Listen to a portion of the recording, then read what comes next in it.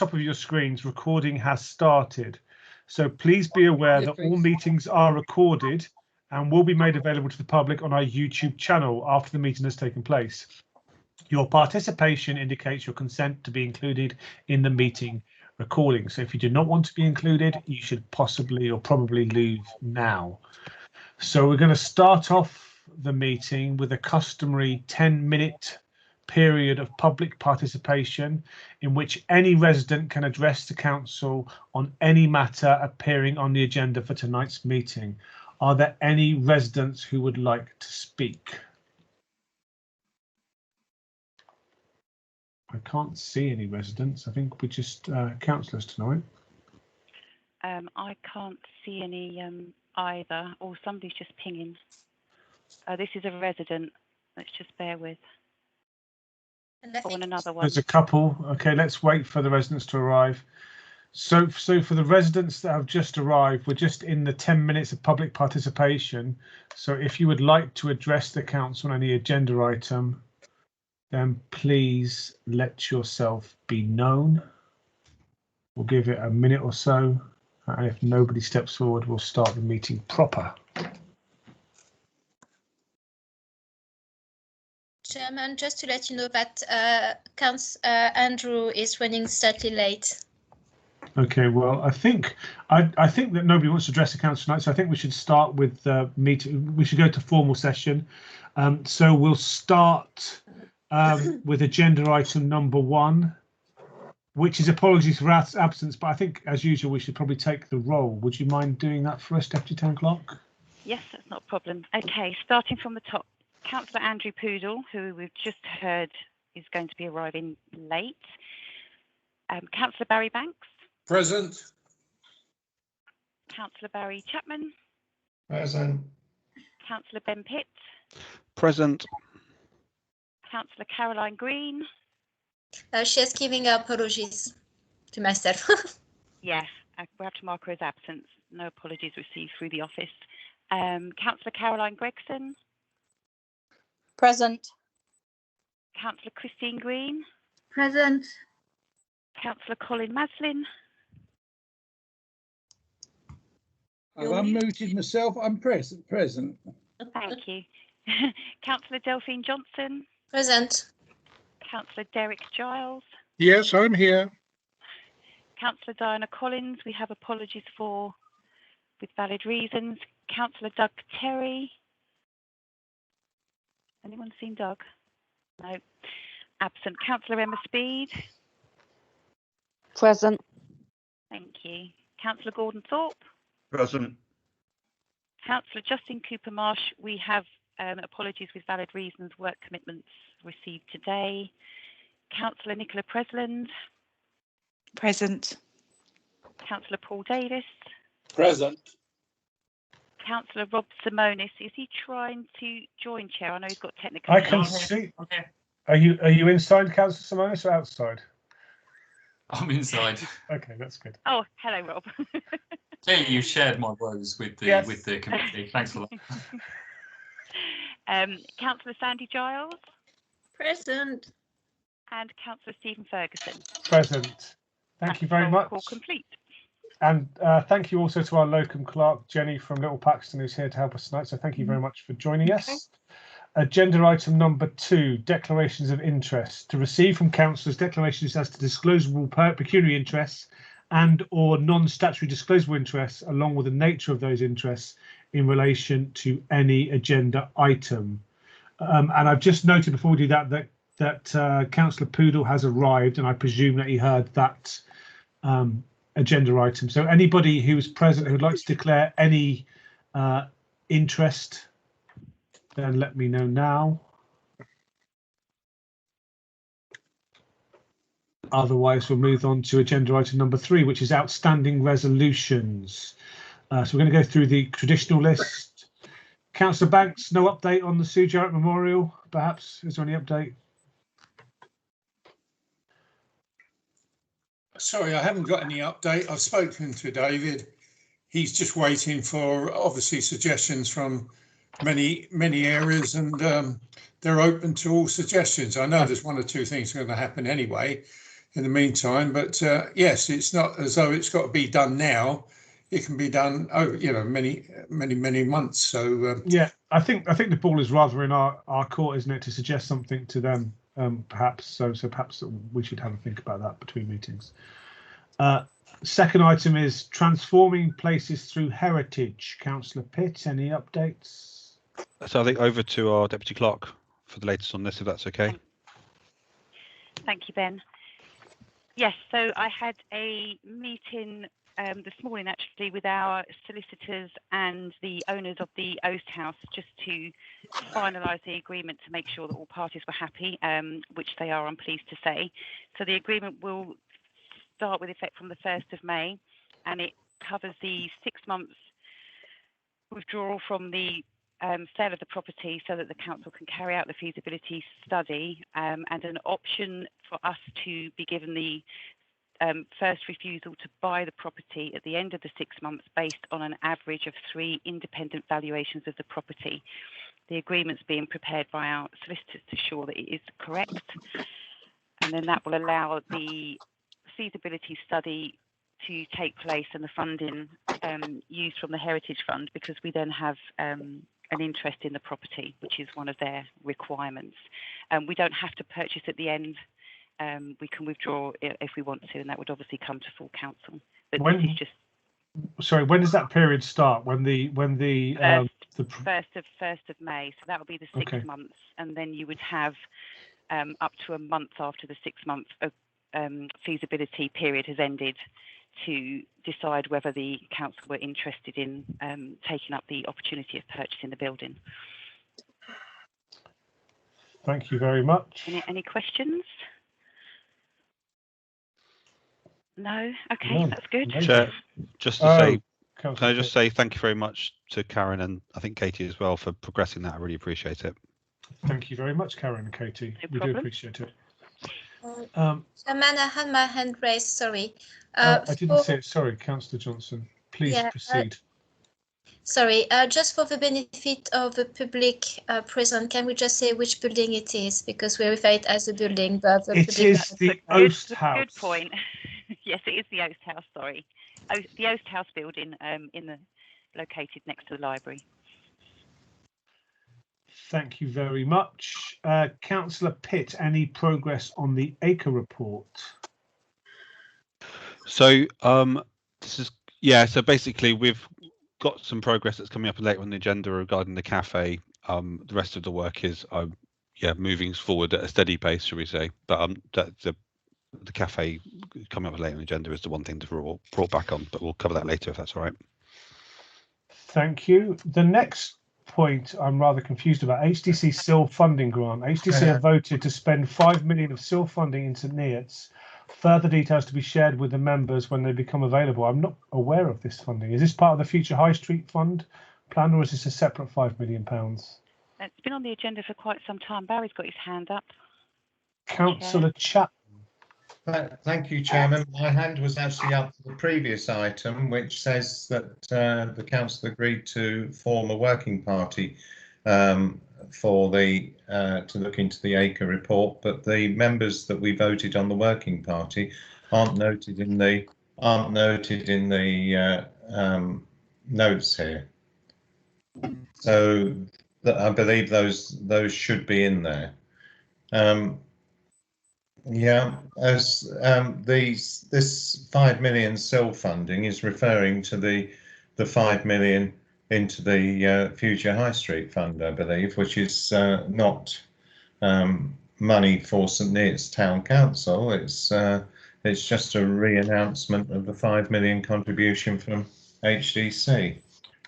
Yeah, and having been involved in the master plan steering group, which we've discussed this extensively, we haven't got much input into that money at the moment. I'm not sure that's actually an item for our agenda, if I'm honest, but we can discuss that outside this meeting. So the next item is St Neots Market Square pedestrianisation, which is actually part of the Future High Street Fund as well. But I think this is to do with a legal investigation or looking into the contract to hold the market, I believe. Is that true? Chair, if I may, Yeah. the route for this investigation did change direction, and I'm now waiting to speak to Gillian Beasley at CCC because we're just trying to ascertain from them, if you can see in the notes, that the agreement has expired, which Councillor Chapman did find out for us. So it's prompting them to find out if it was renewed, did they know it had expired. So until I get further updates from Gillian, that's kind of where we are with that one at the moment. Okay, that's good. Thank you. Chair, sorry. Yeah, I'm sorry. Councillor Chapman first. Thank you. That note, Chairman, about says about acquiring the market rights. The market rights are absolutely attached to the Lord of the Manor title, and it shouldn't say acquiring the market rights, but something like acquiring the tenancy of the market rights. I agree with you, Barry. We should probably correct that then in the next agenda. I can do that. So tenancy rights, just to be clear. Yeah, because you can't acquire the market rights without becoming the Lord of the Manor. Oh, okay. Thank you. Councillor Johnson.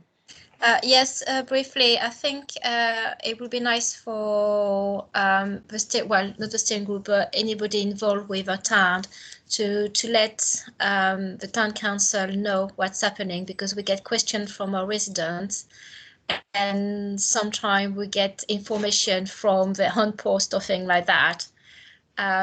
So yeah, I was just going to make the point of from what you said about the town council not knowing so much about how the money was spent, how it's going to be spent exactly in our town.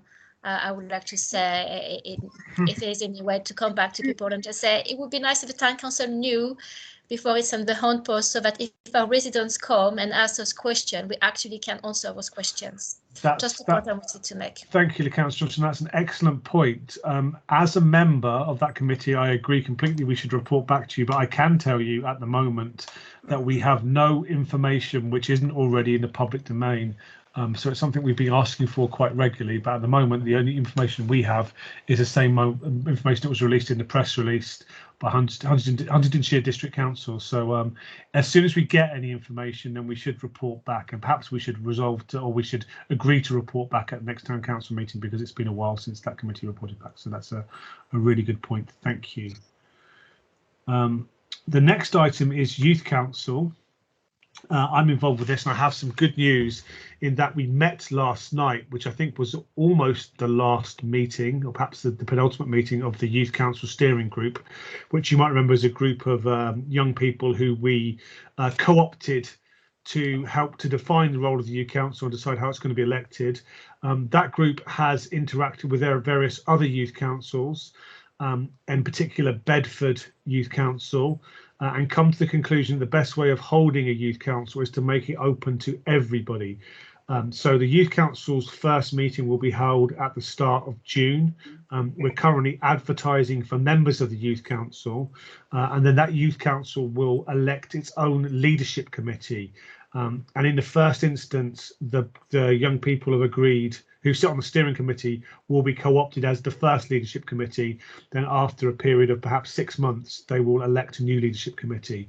So if you look on social media, I'll send some emails around as well. But if you could promote the formation of the Youth Council for a first minute meeting in June to any contacts who might have any kind of contacts in with young people, or be parents of young people, or involved in organisations that help young people, then it's important that we get as many young people as possible. But we should be ready to hold our first meeting at the start of June, which I think is a big success of this council. And I'm really impressed with the young people who've sat on the steering committee. They're a very impressive and diverse group of people, and I think this is a really exciting project. So I think by the time we meet next time, we should have had the first meeting of the Youth Council, I hope. The next item, Councillor Johnson, is your hand up on that, or was that an old hand? Sorry.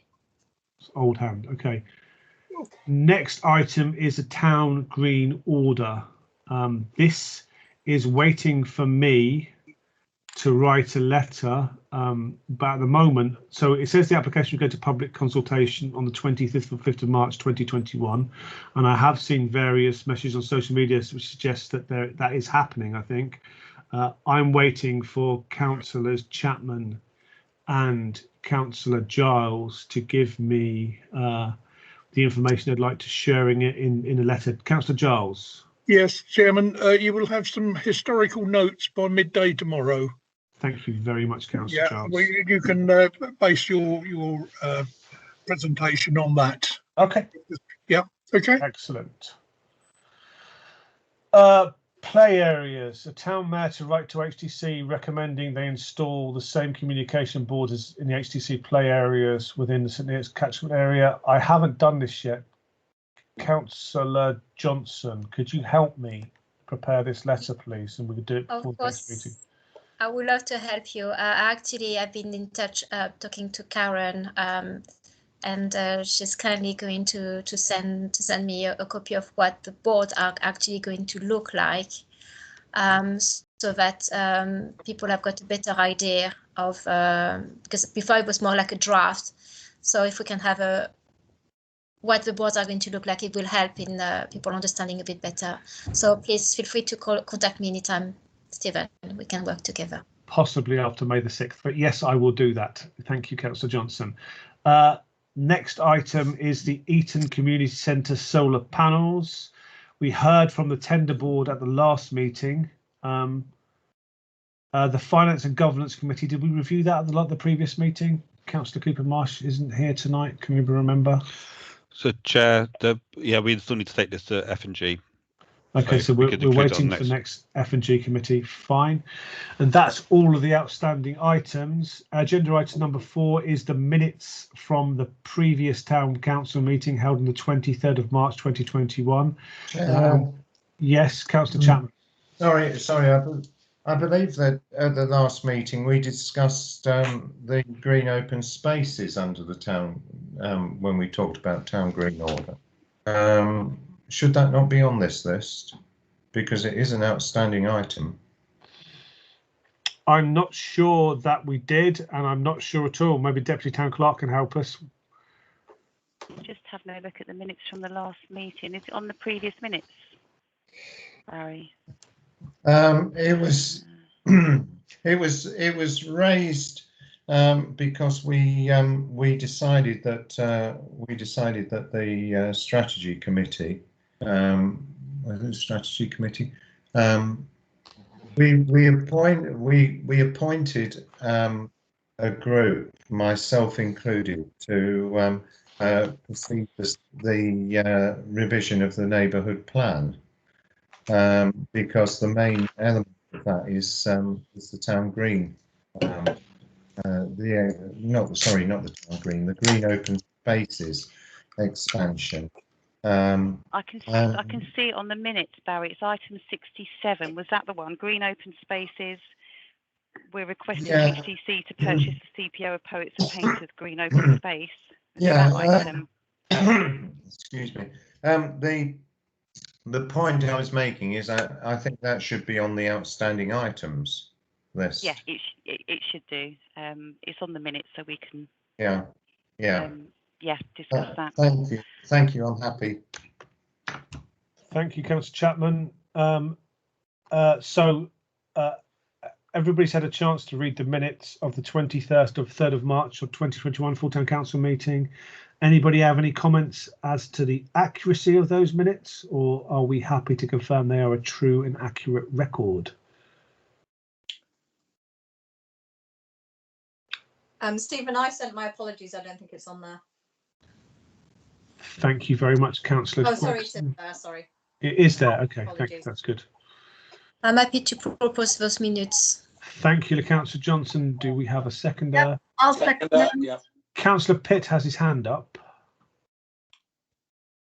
And Councillor Pitt needs to unmute himself. Still doing it. Thank you. Sorry, item 198, there's a cost of pound sign and 3 question marks. I can't remember what was on the discussion, but whether that cost was itemised or an as yet unknown cost, just to clarify what that meant. Sorry, it's not very helpful to raise it now. I just wanted. I just only. So with that potential correction, Councillor Johnson, and who was your seconder? Do we have a seconder? I think it was Christine, if I remember correctly. Christine, are you happy to have that with that correction? Are we Yes. happy to, I second it. Thanks. yeah, move to the vote then. All those in favour say yes. Yes. Yes. Yes. Anybody against? Any abstention? That's carried. Agenda item number 5, committee minutes. Members to note the following committee minutes. Finance and Governance Committee. Councillor Marsh isn't here tonight.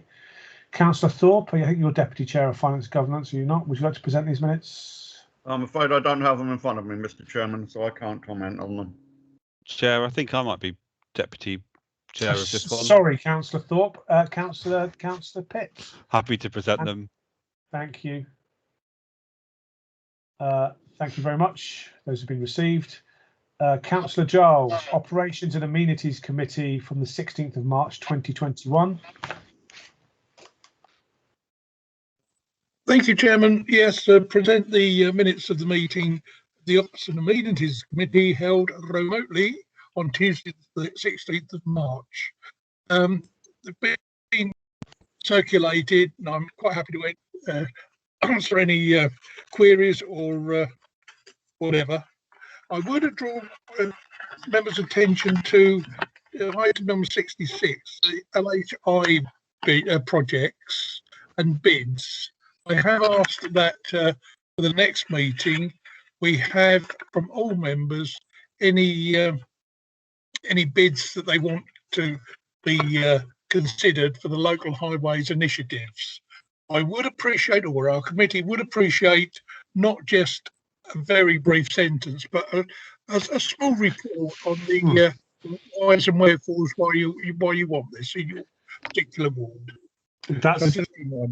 That's an excellent point, Councillor Giles, and I think in general the LHI bids which are successful are the ones that are presented with evidence. So if we can have any evidence-based LHI bids, it will be very good to have now. I mean, I think it's an excellent use of our money because it's increased by Cambridgeshire County Council, but we need to make really good bids this year. Do you know what the deadline is for those bids? Well, it's Tom Karen, I think it's September, but we want to make a full-blown presentation and assimilate, start before the next ops meeting, which is in 2 weeks' time. And I think at this, we agreed that we'd perhaps like councillors to be involved in pitching the LHI bids this year to the Cambridgeshire County Council. Deputy Town Clerk. Oh yes, I'm not on mute. I did speak to Philip about this the other day to gain his expertise and knowledge to help me with this one. And there is a link that I will be sharing with members. And yes, Councillor Giles is right. It's September 2021. And we also have to be mindful of the amount that we've set aside for the highways bids, because obviously we have to match funds to a certain percentage. So I'll send guidance out to all members, and then you can all have a read and put together your bids, etc., with more information to hand, if that's helpful. Yes. Sorry, on. These programs are very, very popular with residents and are a good way of showing progress, especially with road safety issues. So I think it's on each town councillor to represent an LHI bid for their ward, I think. Yeah. The other point which we've been dwelling on, Chairman, is item 65, the preceding one, the outdoor gym equipment. We bought some very, very good gym equipment, which at the moment is stored in the garage, but the Red Cross used to be in, now called the Steve van der Kerkhoff Centre. And as you saw on Saturday, it's just sitting there. We bought the material for the items, but it's going to cost £6,000 odd to install them. We do not have that in the budget, and we will be coming to the finance and general purposes. Is it the finance and general purposes for funding on this? I think it's called Finance and Governance now, but I agree with you. Sorry, wrong council. having seen the gym equipment on Saturday morning, I'd expected something which was in a far worse state of repair. It's actually almost brand new equipment, which has almost never been used. So yeah, I think it's something would be completely worth installing before it rusts in the garage, to be honest. So I think that's something we should be thinking about as well. Thank you, Councillor Giles. Councillor Gregson, the Personnel Committee of 11th of November 2020. Thank you, Chair. Yes, I'd like to present the minutes of the meeting held on Wednesday, the 11th of November. Any questions? I think one thing I'd like to point out was the resolution to look at the viability of using the Kickstart scheme. Just as an update, we are that has now progressed, and I think we have an advertisement out for our first Kickstart scheme person. So that's good news. But any questions from anyone else? So Kickstart is a government scheme which allows companies or councils to employ people, I think between the ages of 16 and 24, who are currently unemployed for a period of about 6 months, and the government will cover their wages and also I think the training courses. So it's a good opportunity for us to give opportunities to some young people and hopefully launch them into a successful career in the council. So that's a great opportunity. Thank you very much, Councillor Gregson. Next is Councillor Maslen, the planning committee, or two planning committees. You've been busy, 16th of March and 6th of April. We're always busy, Chair. We're always busy. Meeting every 2 weeks, so that's why. Yeah, items. I'm happy to present items 110 through to 115 and item 116 to 120. If anybody has any questions or should like to discuss any point, please speak now or forever hold your peace. Thank you. And thank you for your industry. Councillor Chapman. Thank you, Chairman. I just need to pass on the thanks of one of our residents for the response that the Town Council gave. I'm talking particularly about the fire station application, and after the meeting I did write to the Police and Crime Commissioner, the Chief Fire Officer, etc. about that application. They have now met with the resident and they have made adjustments to their intentions to satisfy the concerns of the resident, and she asked me if I'd pass on that thanks to the council. Well, thank you to Councillor Maslen and the Planning Committee for that. I think sounds like an excellent result. Councillor Gregson, Strategy Committee of the 1st of December 2020. Seems like a long time ago. I think that's Councillor. No, sorry, Councillor Simonis. Sorry, Councillor. Yeah, I'll take that one, Stephen. Yeah, presented as per the agenda pack. And yeah, it was so long ago. I'm not sure there is much more to say about this one. And perhaps Councillor Chapman was the person who deserved the thanks according to a note. I don't know, but thank you to whoever helped with that previous item. Thank you, Councillor Simonis. Any questions on the Strategy Committee, or shall we move on?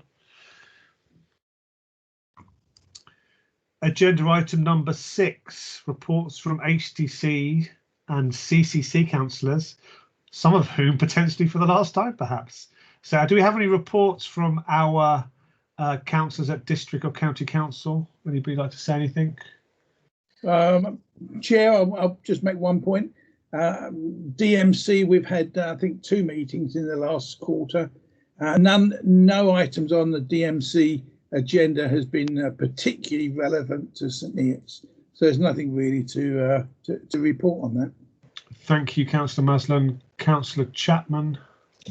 Thank you. I'd just like to mention that I have heard today there was an item on the previous minutes for the Ops Committee where it was asked that the council progress the CPO previously agreed by the council on the green open spaces on Eaton Meadows.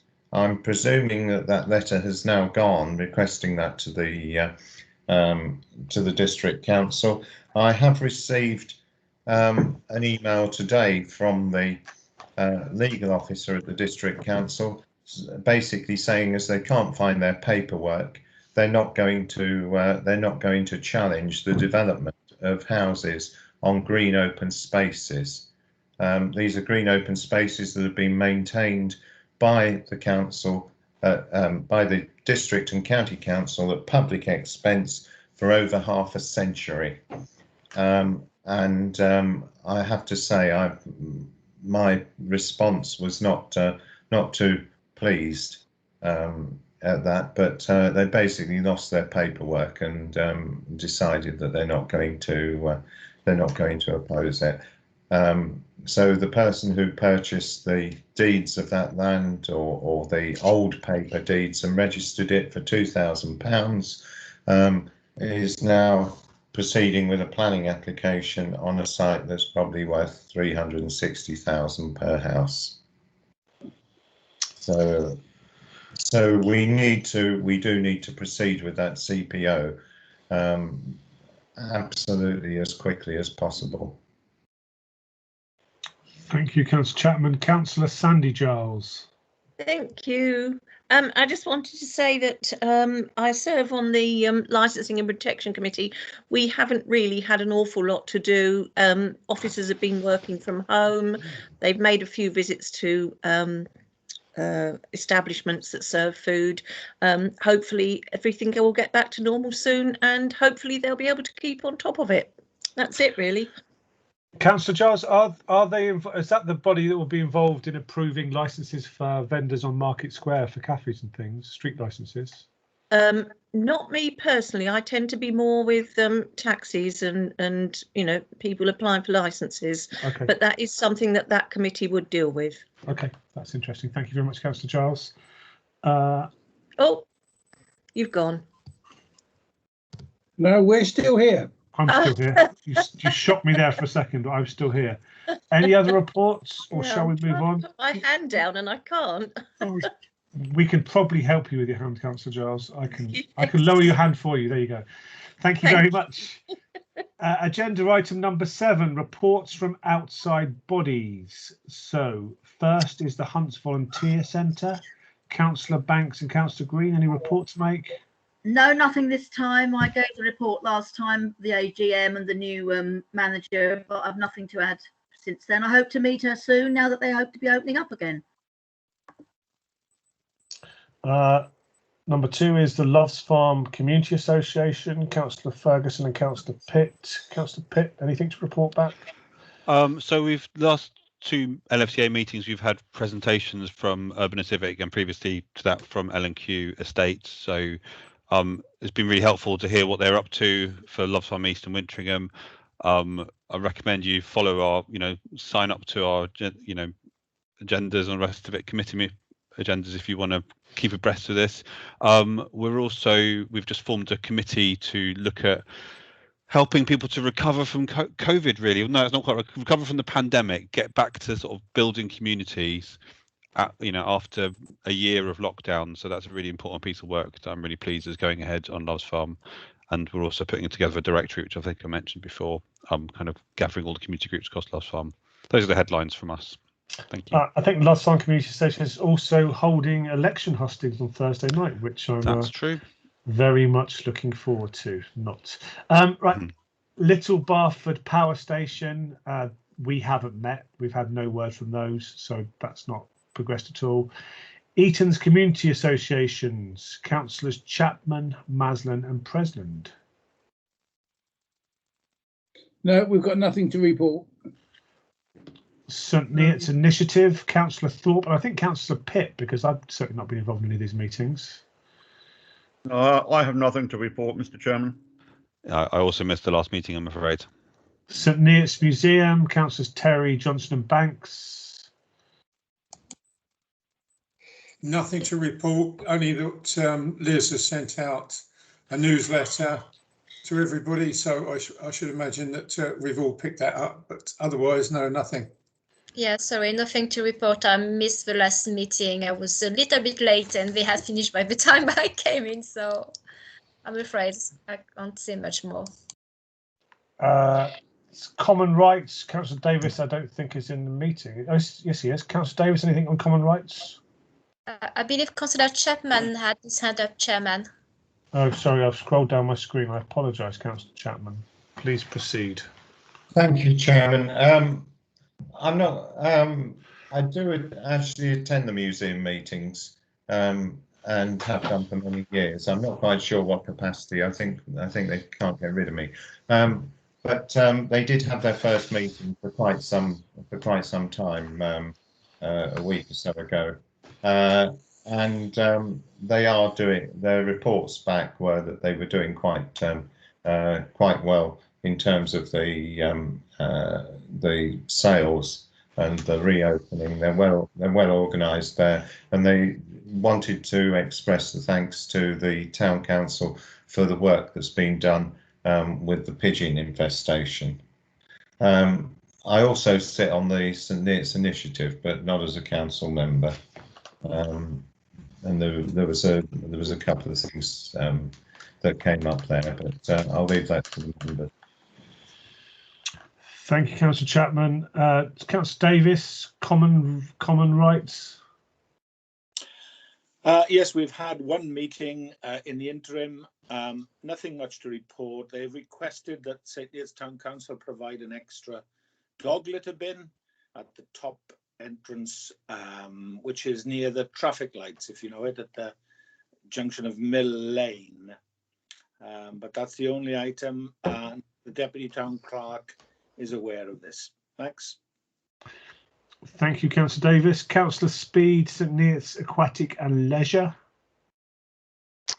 We've had no meetings. The last I know was about it going to finance and governance. So Councillor Pitt might know more on it than myself at the minute. Yeah, I think that's part of the council procedure, so I don't think we need to report back. I think we're aware of what happened at those meetings. Cambridgeshire and Peterborough Combined Authority Steering Group, Councillors Chapman and the Town Mayor. I think Councillor Johnson alluded to we hadn't reported back earlier, and I think my comment there is that we've had meetings. The Future High Street Fund funding has been approved by central government, and so the HTC are apparently about to enter into a period of public consultation, but other than that, we don't have any information that isn't in the public domain. So if you read through the Huntingdon District Council press release on the Future High Street Fund, you would have as much information as we have. If we get any information, I will make a written report. Councillor Johnson? Yeah, I just wanted to, yeah, it's my frustration is more with the Future High Street, but with the Combined Authority. Simply again, because it would be nice that we, as a town council, we kind of aware or where the ideas, what maybe, even if it's not happened, but what the thoughts are before that we read it as the press, with all the other members of the public, because it's difficult to explain to members of the public who come to us and ask the question, and for us to say, we don't know anything more than you do, and we found out actually when we have a press release, which everybody knows at the same time. So it was just to clarify my thoughts. And I think that the members of the committee, the wider membership of the committee, which includes other people in the community, I think would share those frustrations. I think that that steering group was originally set up to deliver the master plan, and seems to have been subdued into a Future High Street Fund update committee without much real influence. HTC assure us that they're going to go into a period of public consultation, but at the moment we're still waiting for more information. Councillor Chapman, do you have anything to say on this? Thank you, Chairman.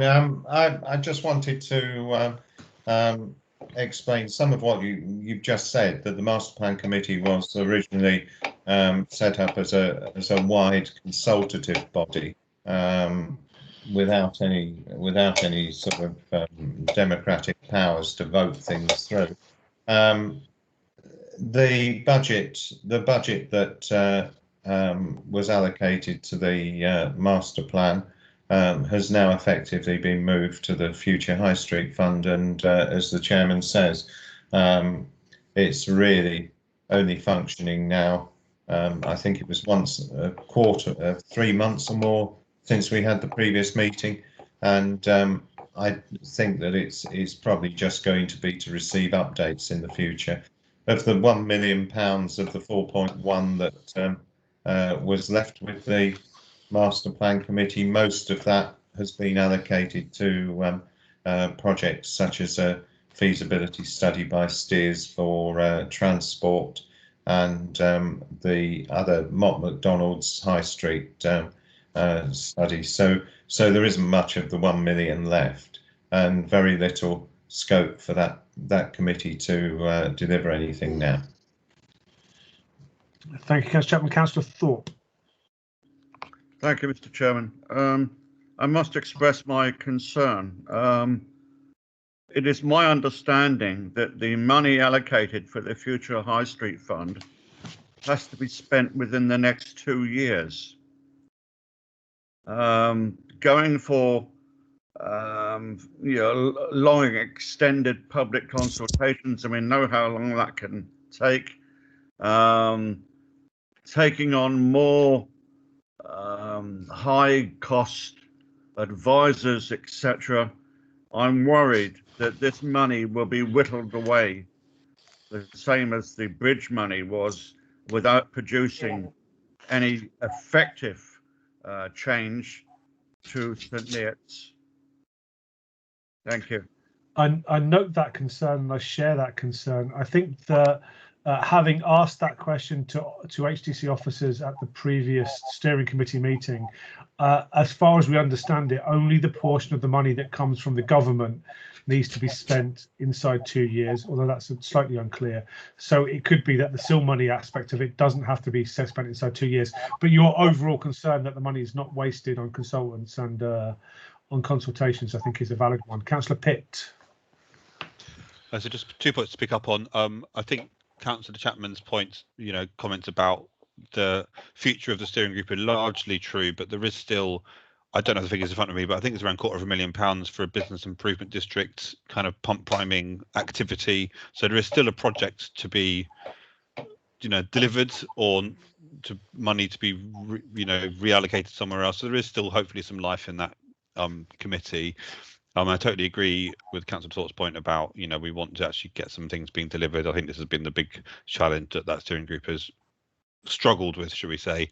I thought it was very telling when, a number of councillors here just did a direct piece of consultation with the public, and we got 2,500 responses and over 1,000 written responses from that process. It doesn't need to cost lots of money to hear from the public, and let's just, help the district council deliver that quickly and efficiently, cheaply. Because I think because of the communication work we've done as well, I think the public are engaged with this programme and largely excited by the programme as well. So I think they would welcome the input. But yeah, we need to be doing it quickly and not at great expense. Councillor Christine Green. Hello. I seem to remember that as part of the master plan project, there was a lot of research going into reviewing bus services in the town, and something would start to come of that. But has that kind of fizzled out, and is that going to be handed over as part of the High Street plan? Probably not. I'm just interested to know if anyone can inform me about what the result was, because I don't remember there ever being a conclusion or an outcome to that. Thank you. So I can see Councillor Chapman at the word bus has his hand up and is excited to tell us. So Councillor Chapman. The review of the bus services was part of the consultation work undertaken by Steers. Steers are the transport consultants that are being used for the Huntingdonshire Transport Plan, which is a subset of the Cambridgeshire County Council one. The implementation of that plan is very much then down to the County Council, because it will form part of the Huntingdonshire Transport Plan, which forms part of the County Council's Transport Plan. So there will be no expected outputs directly from the Master Plan group on that. All it has done is acted as a feed into the Steers consultants report, which now gets built into the others. Thank you. Doesn't sound promising, but thank you. Councillor Derek Giles. Thank you, Chairman. Yeah. Where does one begin? I think what we've got to assume now, when there is figures bandied about that all this money, these millions are going to be invested in whatever, we have to accept that at least probably 3/4 of that money will actually go on consultants and feasibility studies. But we've got a track record of this. The bridge project was an ideal example. You know, the amount of money that was spent on consultants to do this, that, and the other, and all of a sudden is too expensive. So I think what we've got to assume is that this money, at least, well, probably half of it is going to go on consultants. We rarely see what the consultants they come back as, but it's just, you know, pie in the sky, quite honestly. Until we accept that, then there you go. In my naivety, there is a costed program of work associated with this, and we would hope that they would deliver. But having experienced the bridge project and seeing Councillor Chapman nod his head at Councillor Giles's comments, then perhaps I have to concede to your previous experience and these things. Let's hope. I think we just need to keep being part of the process, so we can hold the district council accountable for delivering the most important things on that in that project, because I think the town as a whole has showed a great deal of enthusiasm for the headline items such as the Falcon, the Priory Quarter, and the Market Square, and making sure those things are delivered. I think it's important for all of us. Councillor Thorpe. Make sure they're delivered, but don't hold your breath. Thank you, Chairman. It was my understanding that considerable amount of money had been already spent on consultants in preparing the bid for the future High Street Fund, and monies were allocated for all specific projects. Why then do we have to go through all the process again and spending more money? So you are absolutely correct that Mott MacDonald were the consultants who put together, I think, the technical details of the bid. I think perhaps part of the issue is, as I understand it, is that the Future High Street Fund was simply a bid. It didn't go into much details. So, for example, for things like the Falcon, it talked about compulsory purchase in the Falcon, but didn't really go into potential use scenarios. So I think at the moment it's more like an outline framework, and they have to add more detail to the bid, would be my understanding. And I think it would be difficult to deliver a project on this scale without consultants. But yeah, I completely hear your concerns that we don't want to waste all the money on consultants after what happened with the bridge project. So I think we just have to keep engaged with it and make sure the district council are honest with us, or engage with us about what's happening with the money. I think the whole town is engaged with this and interested. So if they don't deliver, I think they've got a difficult problem in their hands. But I have confidence in them, and I do fully support the plan, and so we'll have to see what comes. Thank you very much, everybody. Number 8, I think we're going to hit a run of Councillor Pitt items, I think. Agenda item number 8, electric charging points. Councillor Pitt. Thank you. Is Katie on the meet? I think she is. Can I hand over to Katie for this one? Or what would you prefer, Katie? Hello, yes, I am here, Ben. Would you like to, do you want to give an intro as the sort of working group lead? Okay, yeah, so basically it's been a very slow process, so apologies to everyone that this has taken so long to bring back to full council. It's basically quite a difficult jigsaw to piece together. We've got a small amount of budget. We had £5,000 originally allocated, so obviously anything we do would be small fry compared to the big picture of our town. One of the biggest hurdles, other than the small budget, was that essentially if you own an electric vehicle currently, you need to be able to charge at home. It's almost impossible to own an electric vehicle and rely on public charging points.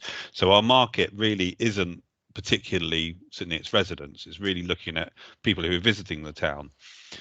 And people who visit the town are likely to want to need rapid chargers, which cost in the order of 1,000 and upwards, and you don't really want one. Not true, Ben. Thank you. The cost that I've heard are around that figure. For the hardware by itself, it might be cheaper. For the containment to get the high voltage supplies to a particular site, but really you need a bank of 8 to be useful. There's no point in having one charger and someone, if someone plans their journey and they rock up and it's busy. So I think it's trying to look at what we can do to try and increase the charging in the town in a meaningful way, but with a limited budget. This is against the backdrop of HGC rolling out 7 kilowatt chargers, which is essentially the slow chargers. It takes 5 to 10 hours to fill a car with electricity. They have now appeared in 5 of the car parks in the town, and so it was essentially, do we want to complement that with something of our own, or essentially park this as a project, excuse the pun, because I think most likely within 5 years, or hopefully sooner, the government will need to fund a proper rollout of fast charging across the whole country if the market forces don't do it already. So where we got to was essentially a proposal that you have in front of you to deliver a 7 kilowatt dual charger at the Eaton Centre.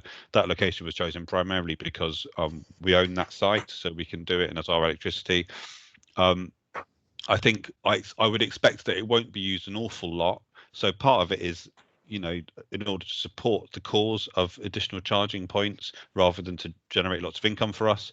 But also I think the market that we're trying to appeal to, for me, is not for St Neots residents with a car, but perhaps if you've got family in St Neots that you're visiting, you're trying to work out whether to drive your electric vehicle 100 miles to visit when you visit them, to have some sort of charging capacity in the town. And in the Eatons, obviously it's a big residential area, somewhere you can park the car overnight on a Saturday night or even during the day on a visit and charge your car up. If you're at the Eaton Centre, you've got a chance to charge it for a couple of hours. So it's not the ideal solution, but I think it's the best one we can come up with.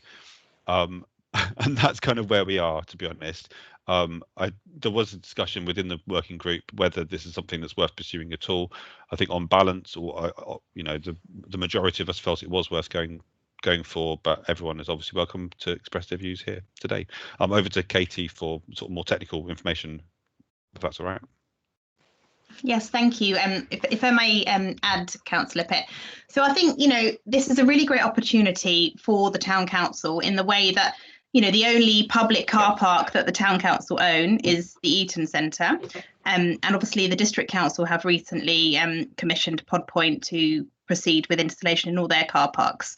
We've also worked with Pod Point to install at our depot for the new EV vehicle that our operations team are using.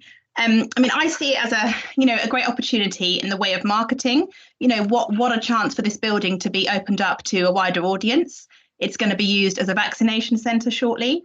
You're going to have mass footfall through there, which you haven't had previously. Great opportunity to really sort of, highlight it, and it's in line with the carbon sort of neutral objectives of the council, with the progression of the solar panels, which has taken place there.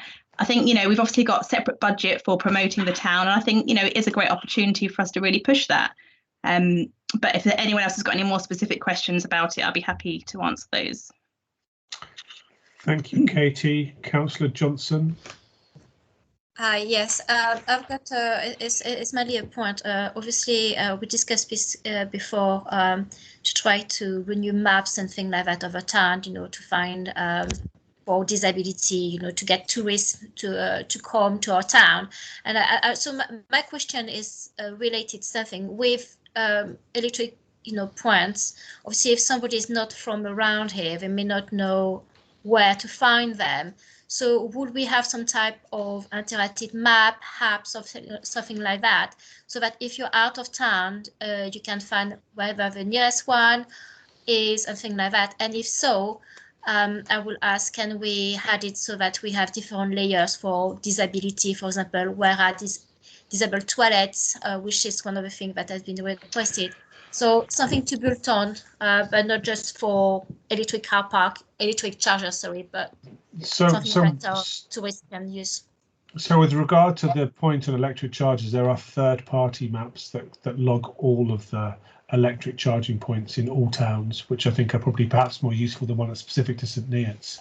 I do agree with your other point that we should include all of our facilities, but perhaps Google Maps is a good place to do that. But But thank you for that point. Councillor Banks. Thank you, Chair. At the moment, everybody goes to the petrol station to get their petrol or diesel. Wouldn't it be wonderful if we could just go to a petrol station and pick up a battery that's already been charged, put it into your car and they take your one? A universal, or if there's all these different batteries for different cars, but you keep them in stock, they're ready charged, and you just go in. It would be wonderful if we could do that. Then this sort of, you've got to wait half an hour or an hour for supercharge or all overnight. So somebody with a bit of money could obviously pursue that, I imagine. Thank you. Unfortunately, the batteries on most of these cars are fairly inaccessible. I was talking to the ops manager and looking at his fantastic new electric van that he uses for work, and lots of the batteries are located under the floor, so that at the moment they're not very accessible. Perhaps a better opportunity for the town is to have some high power chargers in the town centre so that people can come and charge their vehicles and spend 30 minutes to 45 minutes in the town spending money while their cars are charged. I think that's perhaps a better opportunity for us. But as I think the report has noted, those charges are very expensive. The technology is evolving. At the moment, we don't have control over the land to put it on. So I think those will be delivered in time. But at the moment, I think these are the best we can do. Councillor Chapman. Thank you, Chairman. I fully support us getting charges in. I have previously mentioned that there is a parcel of land at the car park at the cinema site, which the town council is the freeholder of, which is a grassland town centre, and would make an ideal, I believe, location for charging points, and much better used than in the would be much better used than the Eatons. I do fully support this, but I believe in line with our financial regulations, this needs to be deferred to the Finance and Governance Committee. So I'd like to propose that we do that. I think that we are considering the report tonight. Is there any motion on this report? I don't think so. Chair, there is a recommendation to spend our earmarked reserves, which I believe doesn't need to go because it's not an unbudgeted expense. So it can be decided by full council. My interpretation of our. Okay, thank you, Councillor Pitt. Does that answer your question, Councillor Chapman? I'm not sure I agree with that interpretation. I believe that this is quite an important item, and we could debate this for an hour or so, and it would be much more productive if Finance and General Purposes had a look at it and came forward with a recommendation to full council. So I would still like to propose that it be deferred to F and G. Thank you, Councillor Chapman. Councillor Maslin. Thank you, Chair. First of all, I 100% agree with you that a fast charger is by far and away a more sensible solution, whereas this slow charger up at the Eatons, who's going to use it? Ben seems to think that people are going to travel from all far and wide to park at the Eatons overnight. I don't see it. Ben also suggests, and these are points I've raised in our committee meeting, working party meeting, that the charger is fast chargers are £100,000. They are not £100,000. I did a quick Google search and I forwarded the details to Ben. They're £9,000 for a fast 32 kilowatt fast charger. Councillor Pitt, would you like to respond to that? Sorry, Councillor. If I may, so yeah. Councillor Maslin makes a good point, but the charge, so what he's comparing isn't really like for like. So the cost of the actual pillar is about 2,000. The one we're looking at, it might even be nearer 1,000. I can't remember. The pillar that Councillor Maslin found was 9,000. So that's the difference. There's obviously the installation cost, but the big cost is actually providing a 3-phase 60 amp supply. But that's not £100,000, Ben, is it? I haven't finished. Councillor Maslin. Councillor Maslin, can you wait your turn, please? Thank you. Sure. Thank you. So the cost is getting a 60 amp 3-phase supply to the site, which isn't currently available at the Eaton Centre. So it'd be bringing a new electricity supply from the local, what's the word, substation. So the cost isn't so much in the hardware, it's in the installation, which is why we're not likely to see fast charging in the town until someone spends a considerable amount of money. I also don't think there's a huge benefit to having just one or two. You need to have a bank of them in order for people to actually change their route on cross-country journeys. So while I would love that to be possible, I just don't think it's I think the 100,000 odd figure is realistic, and the 9,000 isn't actually a reflection of the true cost. Councillor Maslin, would you like to come back on that? Yeah, the 9,000 cost that I forwarded to you was just from a Google search, and that was an all-in cost. I don't know whether it included the supply, but I think just going back to the key point that Stephen picked up on, the location of the Eaton Centre is, I'm sorry to say, and use such a term, it's a stupid location. I understand that that our vanity is that we've got to be seen to have our own charging points for some obscure reason. If HDC are putting 5 in the town first, let them put their 5 in, see how they're used. Let's look at this in a year's time to see if we need another slow, unused charger out at the Eatons. But I would vote strongly against this proposal, and as I did in our working party. Sorry, Ben, you did a lot of work, but you've done the wrong work. Thank you, Councillor Maslin. Councillor Speed. Yeah, this is just for information purposes.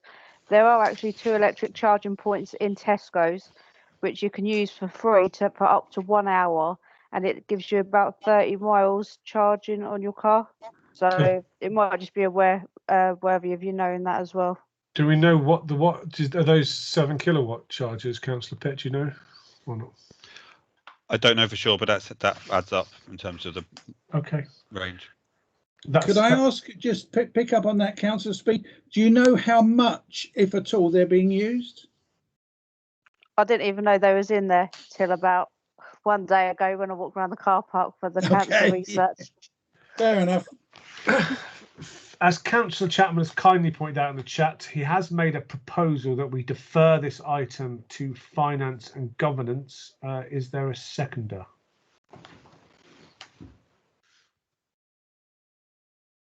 Silence. So apparently not. I'm happy to second it. So Councillor Johnson has seconded it. Yeah. Chairman, may I just make the point that we are looking for the future of our town. So at the moment, yes, they're not being very used, but we need to keep in mind that in a few years' time, we will see more and more electric vehicles. So it's no problem in waiting, but just that point to be made. Yeah, I don't think there's any doubt that this is a very necessary. It's not even, in my opinion, it's not a future development. I think if you looked at the map I described earlier of charging points, you'll see that St Neots is one of the worst provisions of a town of our size in the country, certainly worse than Huntingdon and St Ives. So I think it's important that we do include more charging capacity in our town. I think it's essential if we want to promote ourselves as a destination town that we have the ability for people to charge their electric cars, because the electric car market is increasing all of the time, and it's going to be becoming more and more important. As Councillor Pitt said earlier, we're probably awaiting some government investment to put some proper infrastructure into place. But in the meantime, we seem to be lagging behind other towns, and I think that should be a consideration too. Councillor Davis. Thank you, Chair. In response to Councillor Johnson's earlier question a few minutes ago, I have 2 electric cars. I've had them for about a year. Each electric car comes with an app. And the app is similar to a Google map. It tells you exactly where the chargers are. It tells you what capacity they are, whether they're 7 kilowatt or more powerful. And it also tells you whether they are free or occupied. So there is no need for St Neots Town Council to advertise our PowerPoints. Most electric cars come with a built-in app, which tells you everything you need to know. Thank you. Thank you very much, Councillor Two Jags Davis, with your 2 electric cars. Thank you very much. Our locum clerk has a hand up. Jenny. Yeah. And the county council did a project last year, working with all the towns and parishes, and they were going to apply for grant funding, putting it for all the councils that wanted electric charging vehicles. It might be worth contacting the county council because there might still be grant funding available. They were applying on behalf of councils. They were doing one big grant for a number of councils. It's a good point, and so perhaps we could leave that on our county councillors or potential county councillors to report back at the next meeting. Thank you very much, Jenny. Councillor Poodle, who's also a bit of a car enthusiast, I think. We're talking about at the moment. Helps to put on. Just to go back quickly to the point about the Eaton Centre, I think that's one case where actually a fast charger would not necessarily be the benefit that might be felt. It's not a destination that will attract from outside of town. It's sent from the You're trying to put your hand up and you go. Could you mute yourself? Councillor Poodle was talking. Thank you. Sorry, Councillor Poodle. Yeah, the Eaton Centre isn't somewhere that's going to attract people in from out of town. That's the town centre. That's where we need the fast chargers. So to have a slow charger at the Eaton Centre, where somebody locally is going to be spending a significant amount of time, I don't think it's a bad idea. Thank you, Councillor Poodle. Councillor Sally Giles, did you have your hand up?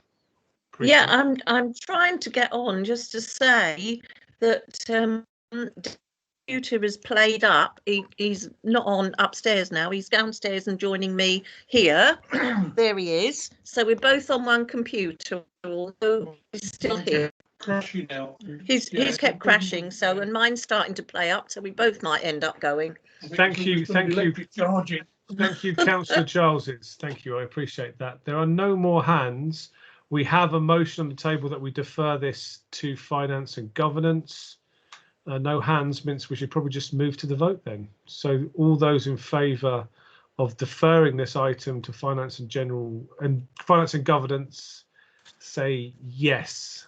Yes. Yes. Yes. Yes. Yes. Anybody against? Yes. Yes.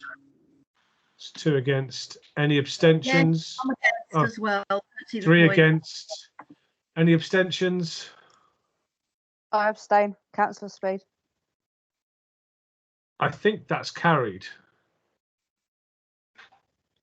Yeah, I heard more than 3 yeses to. Right, so we agree that's carried, and so we will defer that item to Finance and Governance. Thank you very much for a very interesting discussion on that. Councillor Pitt, since Councillor Cooper Marsh is not here, would you like to present agenda item number 9, or is perhaps Teddy in the audience? I don't know. Yeah, I've had to find it in the agenda. What were we talking about? Financial Risk management, assessment. risk assessment. Yeah. I mean, I'll happily present it. I haven't got much insight on the topic. The attachment 4. Knock yourselves out, folks. Yeah. Thank you. Any discussion? Then we note that we've received that risk assessment. I think we might need to adopt it. I'm not sure if our clerk or deputy clerk could advise. Could you advise us what we need to do with this item? Deputy Town Clerk? It says to approve. You do need to approve it, yes. Happy to recommend it for approval then. I second it. Thank you, Councillor Thorpe. Thank you very much. Thank you. All those in favour say yes. Yes. Yes. Yes. Anyone against? Any abstention? That's carried. Agenda item number 10, financial regulations. Members to approve the financial regulations 2021 as recommended by the Finance and Governance Committee. Councillor Pitt, would you like to propose those? Sure. So this is something I brought to F&G committee at the last meeting, I believe. And so there's a few minor changes. So in your pack, yeah, they're not highlighted, but basically most of the changes I think are just in terms of tightening up the wording. The one sort of material change was in items. So this is in your agenda back, page 60 of the PDF, which is the financial regulations 4.7. The proposal is an additional paragraph. So at the top of page 61, in fact, of the PDF pack, request for additional expenditure of SIL reserves are to be passed to the strategy committee for consideration. The strategy committee will then forward the request to full council, accompanied by a report from the strategy committee and the RFO. So the intention behind this was that our SIL receipts are there to respond to new buildings in the town. So basically the money is raised from new build developments, and the intention, certainly the spirit of SIL, as we always like to remind HUC, is that it's there to respond to new infrastructure needs arising from the development of new properties and the expansion of our town.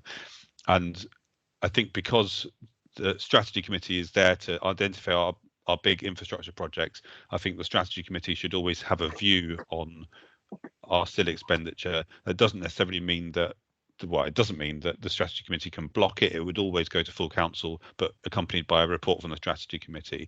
So this is intended to make sure that we are spending our SIL in line with our strategy. I had a conversation with our RFO about this, and this was in line with the advice that she received from SLCC regarding what our SIL expenditure is there for. So I would recommend this draft document for approval. I would like to second that and reserve the right to speak, Mr. Chairman. Councillor Thorpe. You're muted. Thank you, Councillor Thorpe. Councillor Chapman. Thank you. What was missed out a moment ago is that we have previously resolved that all financial expenditure should go before F&G, and it would be wrong to have this set up so that it is the strategy committee making a recommendation on the expenditure of SIL to full council. Effectively, it sets up another F&G committee, and we debated this, and I thought that we resolved that although strategy would recommend it, it would still go to F&G before going to full council. But I believe Councillor Pitt a moment ago referred to the strategy committee making a recommendation to full council, which is contrary to our finance and governance. Our financial regulations at the present. Councillor Pitt. Thank you for that, Councillor Chapman. So the 4.7, you're quite right. So the draft that I'm presenting for approval, it says here, all non-budgeted spending requests, including SIL expenditure, are to be passed to the F&G committee for consideration. The F&G committee will then make a recommendation to full council, accompanied by a report from the RFO. And then it goes on to say, requests for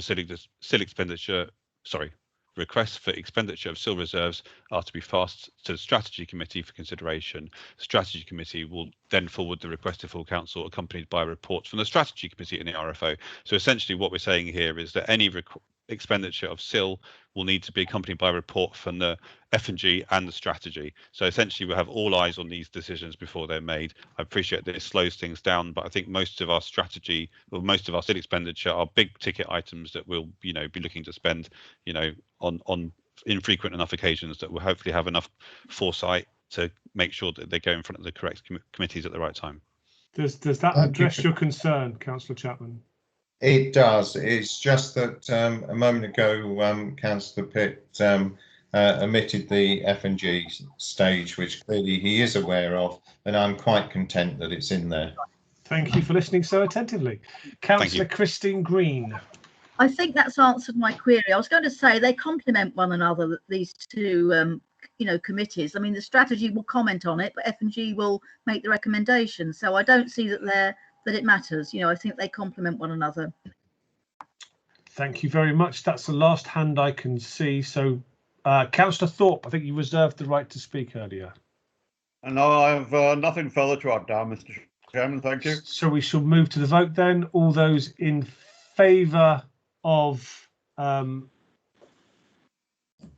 approving the financial regulations as included in attachment number 5, say yes. Yes. Yes. Yes. Anybody against? Any abstention? That is carried. Agenda item number 11. investment strategy. Members to improve the investment strategy 2021 as recommended by the Finance and Governance Committee. The Finance and Governance Committee has been very busy this month, hasn't it? Councillor Pitt, would you like to take this one as well? I'm sorry. I mean, I'm happy to in name only. I haven't prepared to add any insight once again to this, so I'm present it for approval as written there. It's in the agenda. I'm sure everybody's read it. Are you proposing it, Councillor Pitt? Happy to propose it. Yeah. I'll second it and reserve my right to speak. Thank you, Councillor Chapman. You're the only person with your hand up at the moment, so your hand is down. Nobody else, I don't think, wants to speak on this at the moment, so perhaps you could exercise your right to speak. Yes, I just wanted to say that we are likely to receive considerable amounts of SIL within the coming year and following years, and we do need to keep our investment strategy for that reason. Keep an eye on it and make sure that it does perform fit for purpose. Thank you very much. With that in mind, all those in favour of approving our investment strategy 2021 as recommended by the Finance and Government Committee say yes. Yes. Yes. Anyone against? Any abstentions? That's carried. Agenda item number 12. Councillor Pitt, Centre Working Party. Yes, right. Let me get the page. Where's attachment? What are we up to? Attachment? What? Attachment 7. Attachment 7. I'm yes. catching up.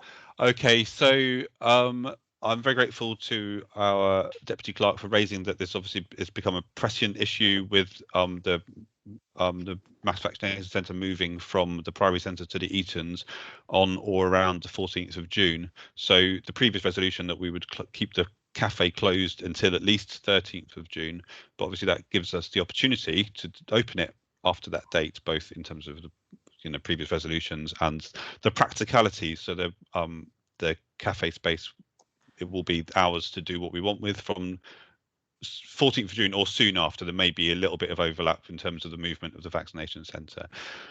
So the working group, so I've met with the centre's manager a couple of times in the last couple of weeks, and also the working group has sort of discussed this online as it was, but to figure out what we want to do with the situation. I'm happy to say that the staff at the Priory Centre, well, there's two thoughts, one of which is that the working group felt that the cafe, while it serves a valuable purpose for the people that use it, which is generally the people using the building, it tends not to attract a huge number of customers that visit the building especially. And we felt this is an opportunity that we need to try and exploit and increase the footfall into the cafe, particularly with the fantastic river view that the facility has. It also runs at a small loss previously to COVID. The cafe as an enterprise within the Priory Centre runs at a loss of around £5,000 according to the best figures that we have. And so the challenge is to try and come up with a plan to obviously improve that financial situation while at the same time improving the to the community. So work has started on looking at how that can be done. The working group felt that it would like some more detailed information as to exactly how that would be achieved, particularly around the finances, and to come up with a detailed costed business plan before the decision was made as to whether the cafe should reopen or when the cafe should reopen. That probably is more accurate. So the proposal that's in front of you on the second page of the report, which is the last page of the agenda pack, is, so that I'll read it out to you. The working group recommends to full council that the centre's staff, finance manager and deputy clerk produce a business plan for the Priory Centre cafe demonstrating the viability of making a profit within 6 months of reopening, and that's to cover all overheads but not capital expenditure, and including market research and competitor analysis. And secondly, on completion of a business plan, or the business plan, the decision on the timing of reopening of the cafe is delegated to the community centres working group. Such decision to be made 30 days prior to the proposed reopening date, including authorisation of capital expenditure for cafe improvements up to £2,000. So that's the proposal that I'm about to make any second now. Just to add to that, so there was a discussion around what capital expenditure might be necessary. At the moment, we're looking at getting a new refrigerated display to replace the one that currently looks like one, but that doesn't actually work as a fridge, and also to improve the crockery, which is kind of fairly bog standard at the moment. But so the refrigerated display would enable a wider menu, so to refresh the menu, and then the crockery just to create a more pleasing cafe experience. I think this is going to be a bit of an experimental phase, really, because obviously we've got the renovation of the building coming up, hopefully in the not too distant future, but a chance for us as a council to look at how we can expand and improve the offer in the cafe. I think that covers everything I need to say. I'm happy to take any questions. Thank you. Deputy Town Clerk.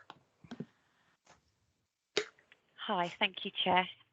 Thanks for that, Ben, and it's obviously good news to hear that we're looking at trying to get the cafe back open. I know there were grand plans for it last year, but obviously that was delayed due to the pandemic, so good news we can look at that now. Reading through the report, I did speak to Jenny, who's here supporting me tonight, because I was just a little concerned about how the proposals were being put forward and how they fit with the powers of a working party. So from our point of view, or from my point of view, and hopefully Jenny will jump in and back me up, it really should be split out slightly so that you have your first proposal about the business plan, which is fine, but it does need to go back to full council for approval. The actual working party doesn't have powers, so you could put the business plan together, but it will need to come back to full council for their approval, and that could include your opening date or an anticipated opening date. And then upon approval of the business plan, you would then be approving the sum of £2,000 capital expenditure is allocated to implement the plan.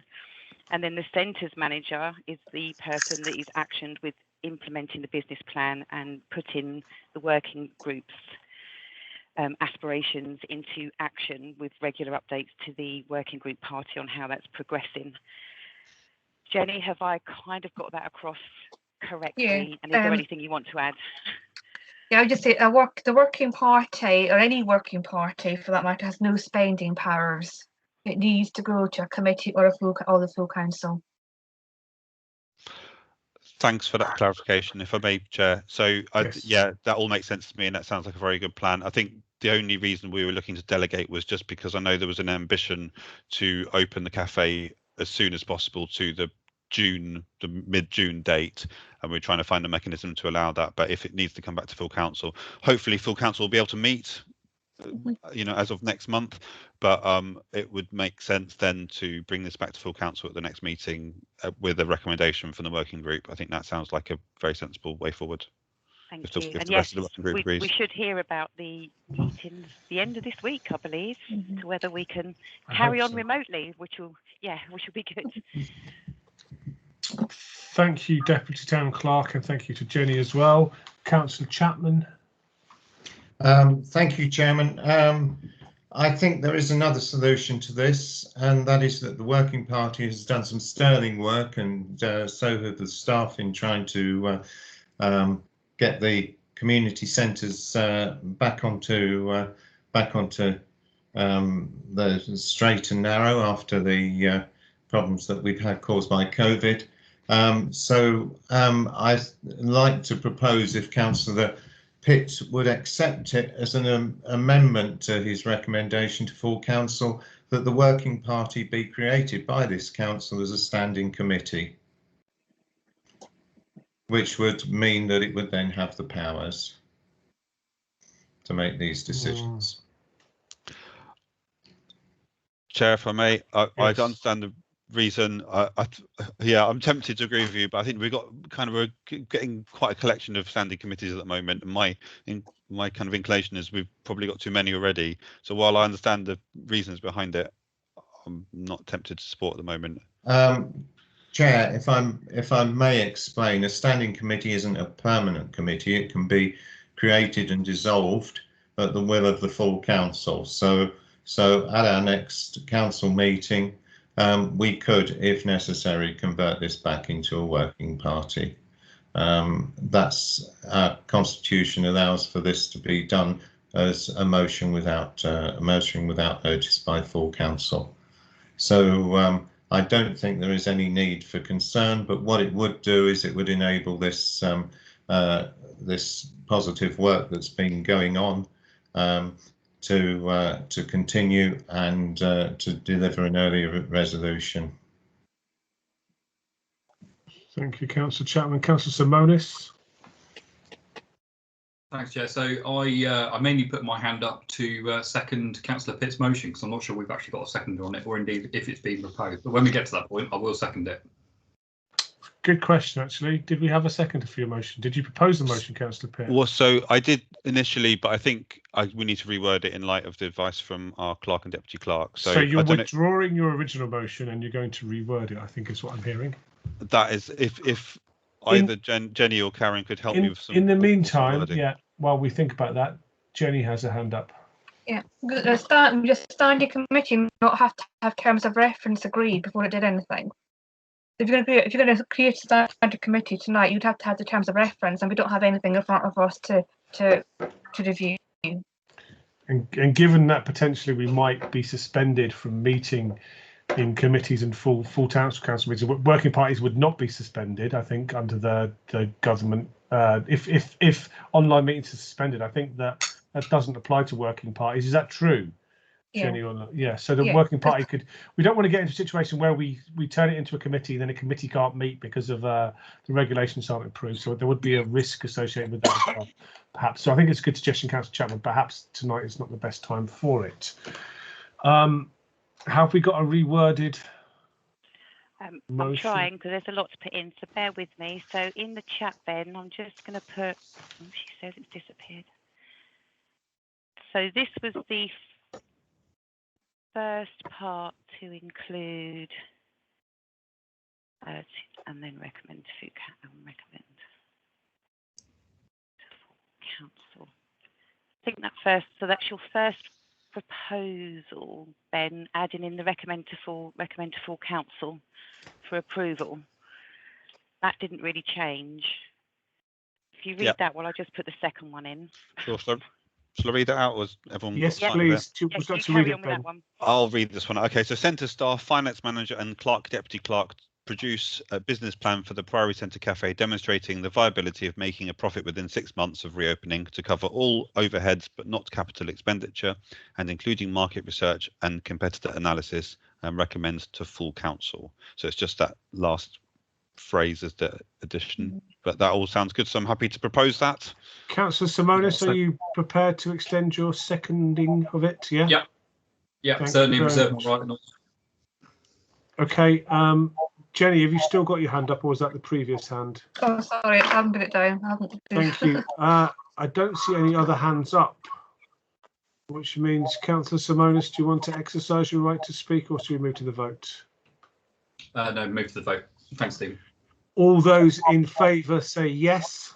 Yes. Yes. Yeah. Yes. Yes. Yes. All those against. Oh, sorry. In the middle of a vote. All those against. Sorry. All those against say no. Any abstention? That's carried, I think, Deputy Town Clerk. Sorry, did you have something to say? It is. Sorry, I butted in there. I was just going to say to Ben that I've put part 2 of the resolution in the chat. Yep, so it says here, so we've approved part 1, which is great, and then so on approval of the business plan by full council, to be clear, the sum of up to £2,000 is allocated to support the implementation of the business plan. Yeah, seconded. All those in favour say yes. Yes. Yes. Anybody against? Any abstention? That's carried. Agenda item. Sorry, Deputy Town Clerk. Yes. There's one last one. Hold on, bear with and chat amongst yourselves. Chair, can we hold the vote until we've got the resolution, please? Yes.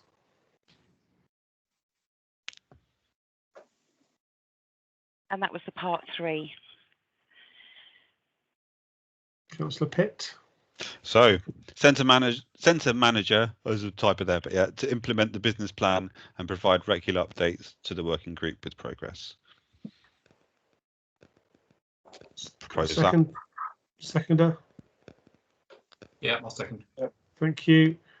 Councillor Thorpe. Thank you, Chair. Where is this money to come from? Excellent question.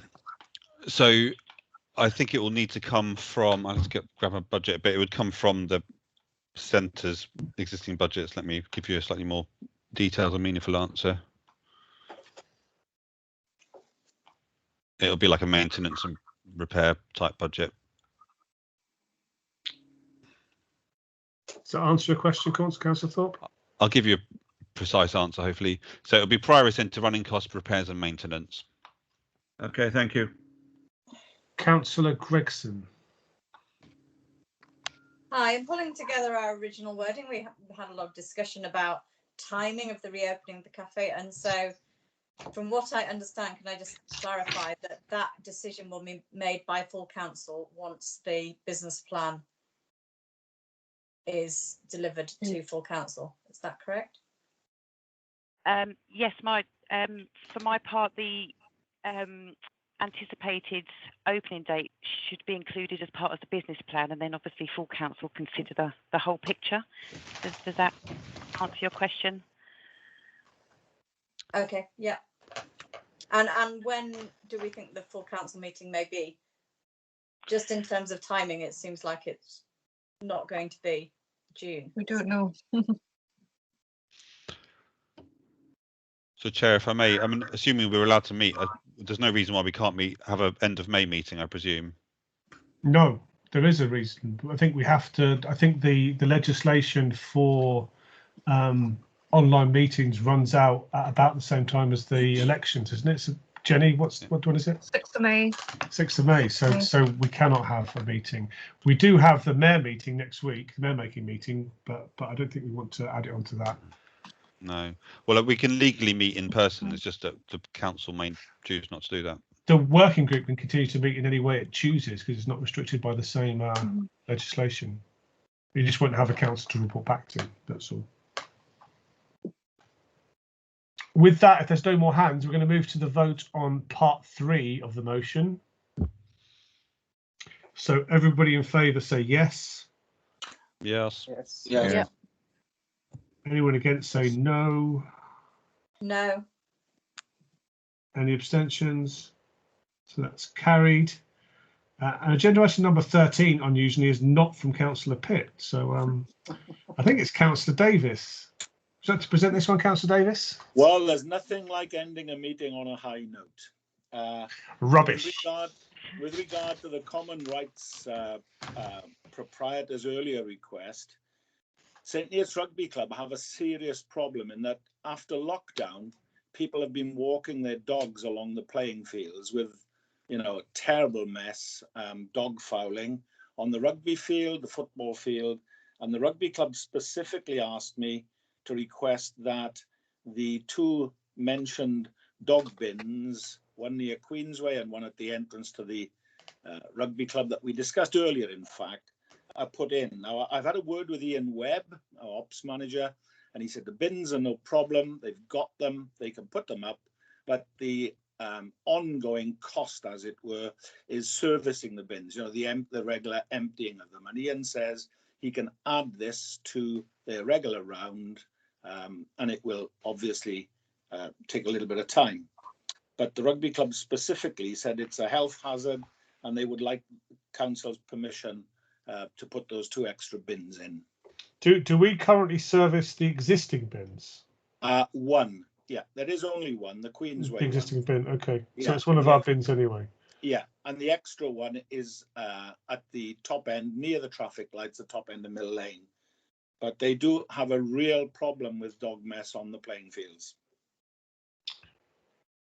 So I just said I would present it at this meeting on their behalf. Thank you very much, Councillor Davis. If you excuse me, Councillor Chapman, Deputy Town Clerk has her hand up. So Karen. Thank you. It was just to give some pricing information, if that helps members, that Ian sent across to me. So each bin is £209 plus VAT to purchase. Delivery for all the bins is £49, and it would take a day for 2 of the operations team to install the 3 bins and as Councillor Davis said, emptying them is not a problem. They already go to that route. It's already on their route anyway, so it wouldn't have much of an impact. So the total cost is about how much, would you say? So it's about £680. And where would that expenditure come from is the next question that we're going to ask, isn't it? While you're chatting, let me have a look at the budget. Thank you. So we hear from Councillor Chapman while you point that out. Chair, I'd just like to say that this is an item, although I don't get me wrong, Councillor Davis, I fully support these things going in, but procedurally it should be put to the Operations Committee, because the Operations Committee allocate the bins, purchase the bins from their budget, etc. So normally I would shouldn't really be on a full council agenda. It should be on the operations agenda. I think that's a good point, Councillor Chapman, but perhaps tonight, when we don't know when the next ops meeting might be because of the problems with online meetings, it might be a good idea to get this problem sorted now and to relieve the issues that the rugby club is facing. Councillor, well, I'm assuming it's Councillor Sandy Giles, but it could be either of the Councillor Gileses. Yeah, it is indeed, Chairman. It is the master of the household here. So Sandy then. Oops. No, Barry's just mentioned the point I was going to raise. By all means, go ahead with it, but it's not going to come out of our budget at Ops, unless, of course, we charge the rugby club for it.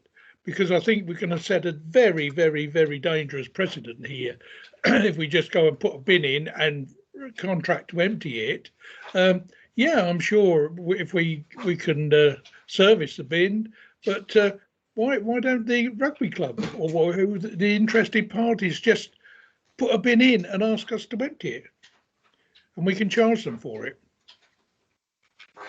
But as I say, we haven't got the money in the budget to do that. So I'm going to go to Jenny first.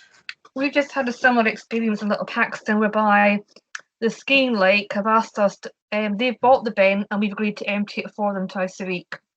They've got the same bin that we have installed around the village. They bought it and we are now emptying it as of this week. So it's a similar situation. We need to help them out. Thank you, Jenny. It's helpful. Karen?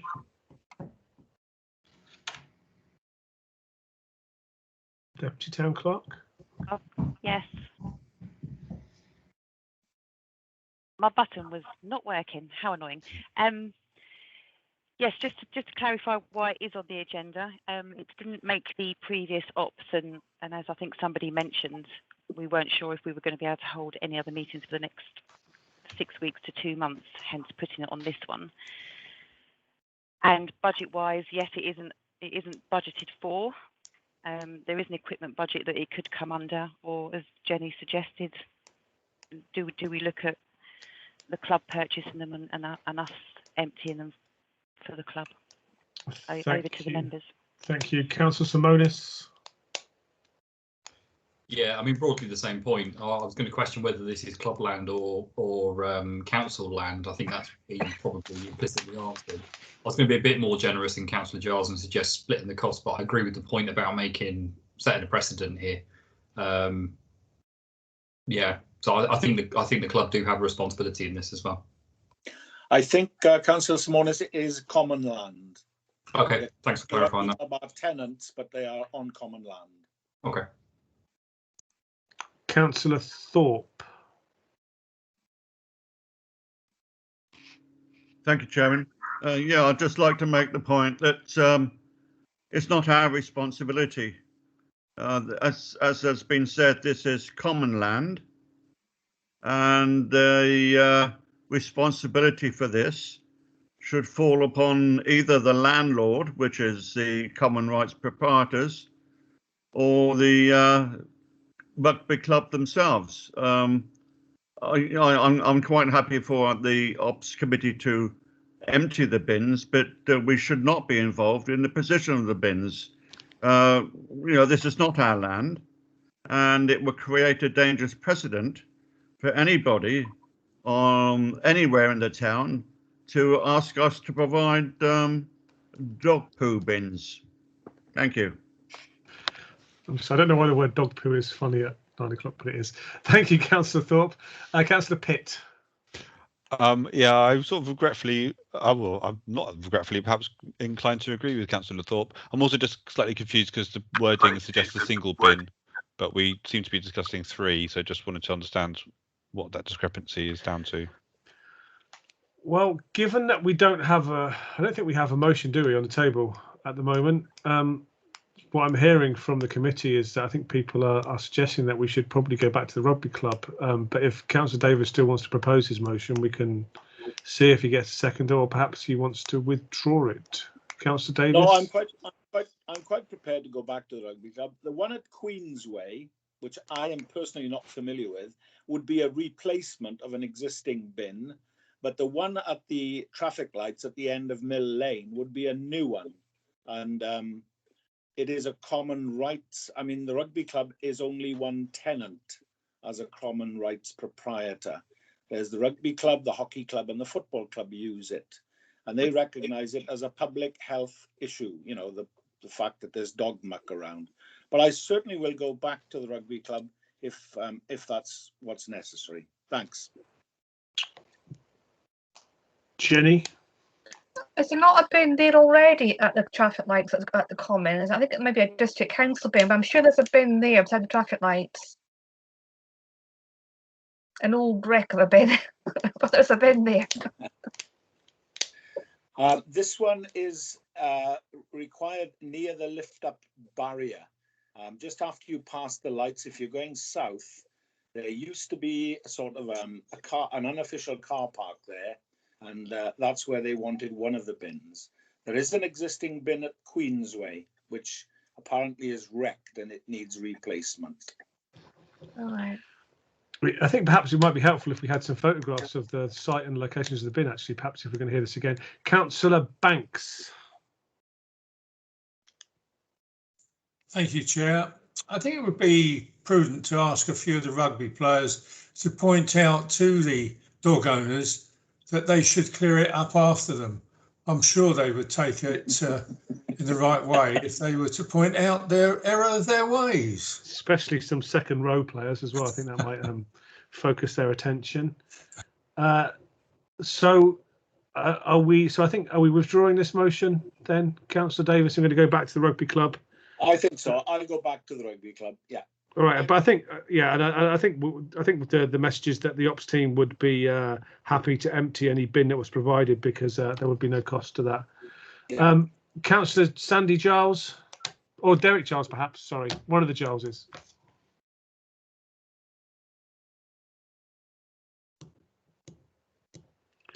Derek, Sandy. Jenny, your hand's still up. Is that from a previous? I'm not used to the hand thing. Derek, you're on mute. Derek, you were on mute. Let me have another go. Right, we're setting a very dangerous precedent here because theoretically it's on non-council ground. So it's okay now for the golf club to apply for a bin for us to empty it. The cricket club, the Pytel, the football club, and everybody, you know, we'll put a bin. Can the town council empty it, please? We've got to be very, very cautious, and I would suggest that we say yes, we'll empty it, but there will be an annual charge. Is there an existing bid? A district council do it. Isn't there an existing? I heard earlier. I thought there was an existing bid that we already empty. I mean, maybe that doesn't change your point, but no. The Queensway one, yeah, fine. Yeah, but a new one on private to all intents and purposes, private land. You know, for a club. You know, sorry, they've got to take some responsibility. Right, thank you, Derek. Councillor Chapman. Thank you. I just wanted to make the point about the existing bin, that we have an ops budget which includes maintenance, repair costs, whatever, which that existing bin should be if it's unserviceable, should be replaced from that budget. I don't think that requires a council decision at all. It's a standard business as usual thing. So yeah, for that bin, I would hope that Ops would just replace it. Thank you, Barry. And then perhaps lastly, Councillor Speed. Yeah, I was just going to say, can we not just do a motion that the Queensway bin gets replaced and Councillor Davis goes back to the rugby club and says that we're willing to provide a bin and empty it if they pay for the bin itself? Very sensible. I'll second. So Councillor Chapman, or so Captain Chapman there, second Councillor Chapman. I'll second that, yeah. Seconds that, so we have a motion. All those in favour of that motion, do we want to write it down let's write it down because we said we would. So Deputy Town Clerk, have you got the wording for that motion? If they could just repeat the last part of it, I was just typing. Councillor Speed, what was the motion? It was that we replace the Queensway bin and Councillor Davis goes back to the rugby club and says that we will empty the bin and provide one as long as they pay for it. Are you happy to second that, Councillor Chapman? Yeah, I'm not sure actually about the second part because that really should be. Yeah, I think so. I'm not seconding. Yes, sorry, Deputy Town Clerk. I don't know whether this will help because there's a second part to Ian's, our ops manager's email that I didn't see. So Ian has said the bin to the left of the rugby club entrance is ours. One down by the little car park near to the traffic lights is HDC. Yeah, that's it was. Although he believes that has been removed. And he also had a call from the rugby club as well as it coming via Councillor Davis asking for an additional bin on the exit to Mill Lane and another by the exit onto Queensway with a third down by the little car park. So there's quite a few in question here by the looks of it. So Councillor Speed, in your motion, would you be prepared to remove the second part of that motion and just talk about replacing the bin? Because I think we're going to get caught up in discussions again if we talk about the whole principle of emptying the bin. So would you be prepared to restrict your motion to the first half, which is replacing the bin which we already own? Yeah, that's fine. It's not going to help the rugby club though. Well, but it's as much as we can do tonight, I think. Councillor Chapman, are you happy to agree with that? You're on mute, Barry. Sorry, Chairman. Yes, except that we don't actually need to do a motion because it's business as usual for the Ops Committee to replace it if it's damaged. Yeah, but you are seconding the motion anyway. I will if we want to put it in a motion. Right, quickly then, Councillor Giles. Thank you, Chairman. Yeah, just on a point of clarification, HDC's latest policy is to remove litter bins when they become crusty and not to replace them. Now, once we've had this at the end of our road here, it doesn't surprise me that they've taken it away and not replaced them. They need to be told that they need to replace that bin. We're not going to pick up the pieces for them. No, it's a bin that's probably derelict. They've taken it away and not replaced it. Get the rugby club or whoever to get it reinstated. Neil Sloper is the person to contact. Councillor HDC. Thank you, Councillor Giles. Councillor Pitt. Thank you. I mean, it's a little bit surreal that we're discussing dog poo bins for this long, but I think we need more information on this. So like a written report with who owns what bin, where it is, and what needs to be done, because we're kind of going around in circles. And I feel we may end up spending, agreeing to do something that we don't actually want to do just because of a lack of information. So I'd prefer to defer this to the next meeting. Well, we do have a motion on the table to replace that bin, though. Councillor Thorpe. Thank you, Chairman. Looking at the chat, as it reads at the moment, Councillor Davis is responsible for emptying the bins. I'll vote in favour of that. It's getting late. I've seconded that. Thank you. Shall we vote on it? Yeah, all those in favour of the ops team of us replacing the bin which we already own, say yes. Yes. Yes. Yes. Anybody against? Yeah, against. Any abstentions? That's carried and the meeting is over.